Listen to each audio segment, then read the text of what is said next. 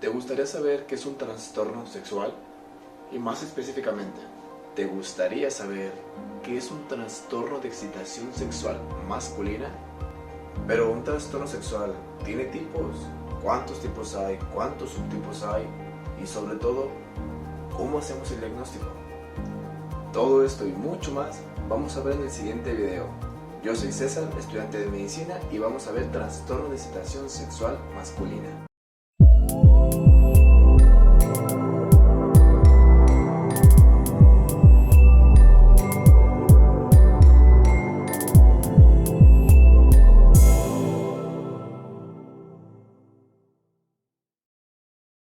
Muy bien, antes de adentrarnos a lo que es el trastorno de la excitación sexual masculina y ver todo lo que implica este trastorno, tenemos que ver un poquito más las generalidades de qué son los trastornos sexuales, como antes lo mencionamos. Los trastornos sexuales se van a caracterizar por alteraciones en los procesos del ciclo de respuesta sexual. Pero bueno, César, ¿qué es el ciclo de respuesta sexual? El ciclo de respuesta sexual se divide principalmente en 4 fases. La primera fase es el deseo. En esta están todas las fantasías sexuales previas al acto sexual. Como segunda fase tenemos la excitación, que ya es un tema que vamos a abarcar más nosotros. La fase de excitación consiste en la sensación subjetiva de placer sexual, y esta principalmente va acompañada de cambios físicos. Si vamos a hablar de los cambios físicos en el varón, va a caracterizarse por una tumefacción o tumescencia peniana y sobre todo la erección. Después tenemos la tercera fase. La tercera fase va a consistir en el orgasmo. Esta va a ser el punto culminante de cualquier acto sexual.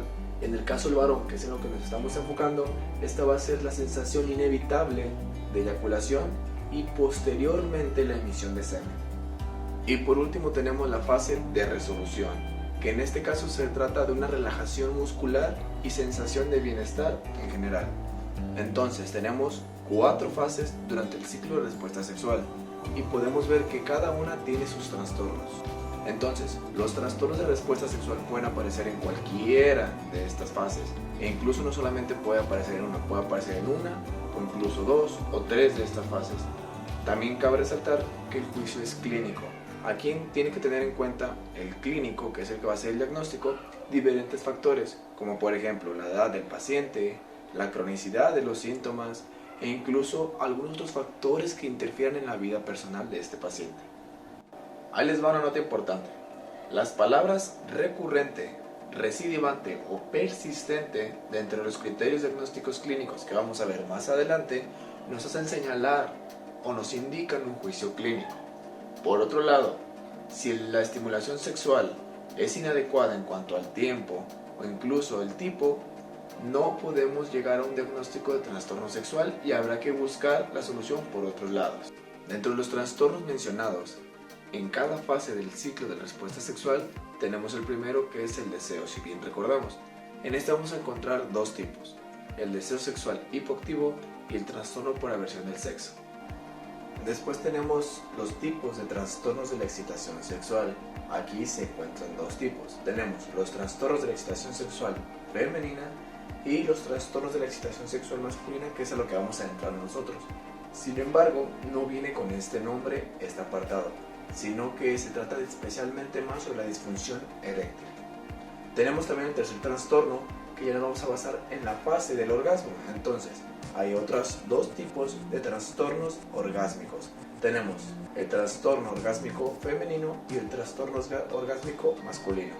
Una vez ya que el clínico, en este caso, supongamos que es el médico, ha hecho el diagnóstico del tipo de trastorno sexual, ya sea del deseo, de la excitación o orgásmico, también vamos a pasarnos a los subtipos. Independientemente del tipo del que estemos hablando, también tiene subtipos y hay que describirlos. Principalmente son 3 subtipos. Hay que basarnos en el inicio, en el contexto y sobre todo también en los factores etiológicos que están afectando a este trastorno. Para señalar la naturaleza del inicio de un trastorno sexual, hay que basarnos en 2 subtipos. Tenemos el de toda la vida, o también se le llama primario, y el de adquirido, o también le podemos llamar secundario. Entonces vamos a poner un ejemplo. Si tú como médico, yo como médico, hacemos un diagnóstico, basándonos en el tema que vamos a hablar más adelante, trastorno de la excitación sexual masculina. Si hacemos un diagnóstico de disfunción eréctil, vamos a pasar al primer subtipo, que es el inicio. ¿Este trastorno fue primario o fue secundario? Si fue primario, o sea, de toda la vida, hace referencia a que este trastorno ha estado desde el inicio de la vida sexual. Por otro lado, si nos vamos a que es un trastorno sexual secundario, o hablando que es adquirido, nos hace referencia a que este trastorno inició normalmente en actividad sexual, pero conforme fue pasándose la vida sexual, se fue dando este trastorno y nos llevó a esta enfermedad. Como segundo subtipo tenemos el contexto. Entonces, una vez que describimos ya el inicio de nuestro trastorno, vamos a pasar al contexto. El contexto tiene dos subtipos, el subtipo general y también el situacional. ¿Qué pasa en cada subtipo de estos? El general hace referencia a que este trastorno, independientemente de la clase o el estímulo o de la compañía en la que se encuentra nuestro paciente, se va a presentar este trastorno. Por otro lado, si vamos a que este trastorno es situacional, hace referencia a que sí importa la clase, sí importa el estímulo y sobre todo importa la compañía con la que se encuentre. Una vez que escribimos el inicio de toda la vida adquirido, ahora pasamos al contexto, vamos a escribir un trastorno sexual de tipo general o situacional. Y por último tenemos los factores etiológicos. Aquí vamos a describir los factores psicológicos y los factores combinados. Dentro de los factores combinados vamos a hablar de que los factores psicológicos forman una parte fundamental en el inicio y la gravedad de este trastorno. Sin embargo, no se debe a medicamentos, sustancias, etc. No tiene nada que ver.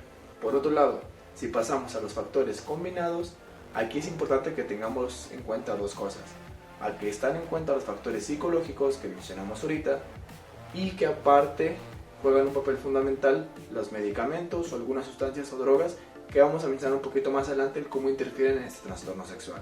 Tenemos esos dos. También dentro de los factores psicológicos, una vez que sepamos que se deben a esos, ya sea por factores psicológicos o combinados, hay que distinguir los inmediatos de los profundos. Vamos a ponernos unos ejemplos para que nos quede un poquito más claro.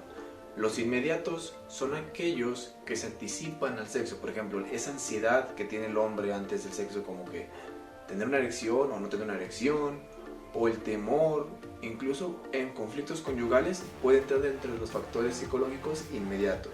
Ya si hablamos un poquito más de lo que son los factores profundos, ya entran un papel más intrapsíquico, como los complejos de Edipo, etc. En resumen sobre los trastornos sexuales, ya vimos que estos tienen diferentes fases, puede ser dentro del deseo, de la excitación, del orgasmo, y que aparte tenemos que describir los subtipos. Vamos a ver que ese trastorno es de inicio tal, vamos a ver que ese trastorno tiene un contexto tal, y también los factores psicológicos pueden ser tanto psicológicos como combinados. Ya que tenemos claro todo esto para escribirlo en general, ahora sí vamos a pasar a lo que nos corresponde, que es el trastorno de excitación sexual masculina. El trastorno de la excitación sexual masculina lo podemos encontrar de otras maneras más específicamente. Por ejemplo, trastorno en la erección en el varón o incluso disfunción eréctil. Cualquiera de los dos términos está totalmente correcto. ¿Cómo lo vamos a definir? La disfunción eréctil se va a caracterizar por una incapacidad en el inicio o en el mantenimiento de la erección durante el sexo. De hecho, Kaplan en uno de sus libros de psiquiatría señala que el sistema eréctil es sumamente complejo y depende de varios factores para que este funcione. Por ejemplo, la anatomía peniana, la irrigación y el drenaje venoso, sobre todo también los nervios como el nervio dorsal del pene que se encarga también de la erección, los estímulos o incluso también factores hormonales. De hecho, Losito menciona que nada tiene de extraño que la erección sea la parte más vulnerable durante todas las fases del sexo en el hombre. Dentro de la epidemiología de este trastorno tenemos, según un estudio multinacional en el cual abarcaba países como Estados Unidos, México, Brasil, Venezuela e incluso Colombia, se menciona que la prevalencia abarca hasta un 16% en general de todos los varones a nivel de este estudio. Si lo separamos o lo vamos desglosando, se menciona que dentro de los 30 a 35 años tiene una prevalencia del 8%. Si nos vamos de 75 hasta 80 años, se menciona una prevalencia de 37%.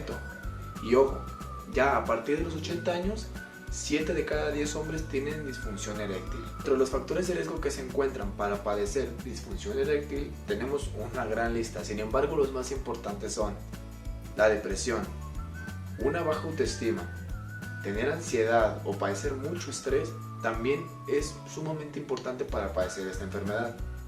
Vamos a otras. Tabaquismo. El tabaquismo se menciona que hasta el 80% de la prevalencia puede deberse al consumo de tabaco. Y por último tenemos también lo que es la mala salud, que en el estudio se menciona que tener una mala salud en comparación con una buena es fundamental para padecerla. En el cuadro clínico, los síntomas principales son muy similares a los factores psicológicos que ya mencionamos anteriormente. Por ejemplo, la ansiedad, el miedo o la preocupación son un papel fundamental dentro de la sintomatología de este cuadro. También hay algunos otros trastornos asociados muy similares o que van de la mano con el trastorno de la excitación sexual masculina, como puede ser eyaculación precoz o incluso un trastorno orgásmico. Muy bien, ahora vamos a hablar sobre los criterios para llegar a un diagnóstico de trastorno de la erección en el varón. Se toman en cuenta dos criterios diagnósticos, uno llevado a cabo por el DSM-4 y otro llevado a cabo por la CIE-10. Vamos a empezar con el DSM-4. El DSM-4 toma en cuenta tres criterios diagnósticos clínicos. El criterio número 1, que es el criterio A, se menciona como la incapacidad persistente o recurrente, recuerden que les he dicho esas palabras, ¿verdad? Persistente o recurrente para iniciar o mantener la erección durante toda la estimulación sexual hasta su final. El criterio número B nos menciona que esta alteración provoca malestar acusado sobre la persona y sus relaciones interpersonales. Y el criterio con la letra C, que es el último, nos menciona que esta alteración no se debe exclusivamente al uso de fármacos o sustancias que le habían mencionado anteriormente. Para los criterios diagnósticos de la CIE-10, la verdad es que es muy fácil saberlos, porque es tal cual los criterios del DSM-4, el criterio A, el criterio B y el criterio C. Sin embargo, la CIE-10 lo maneja que estos síntomas deben estar por lo menos presentes en 6 meses de duración, y tampoco está con el nombre de trastorno de la erección del varón ni disfunción eréctil. La CIE-10 lo maneja como un trastorno del fracaso genital. Entonces, los trastornos de la erección que no son recurrentes, no son recidivantes, no son persistentes o que no se acompañan de afección interpersonal al momento del acto, no los vamos a considerar como un trastorno en la erección en el varón. Esos son los criterios que se llevan a cabo para un diagnóstico clínico, tanto por la DSM-4 como por la CIE-10. Sin embargo, podemos ser aún más precisos. Como dato curioso, cuando nosotros dormimos hay una fase llamada sueño REM. Durante el sueño REM, diversos estudios nos mencionan que es cuando se da la erección peniana. Existen diversos patrones de ese trastorno de la excitación. Vamos a poner algunos ejemplos. Hay algunos pacientes que llegan y nos refieren que la erección no se da desde el inicio, o sea que no tuvieron nunca erección. Hay otros patrones, por ejemplo, llega el paciente y nos puede mencionar, ok, tuve erección, pero la perdió al momento de la penetración. Otro patrón sería, llega el paciente y nos puede referir, ok, sí tuve erección, se mantuvo durante la penetración, pero se perdió durante el acto sexual.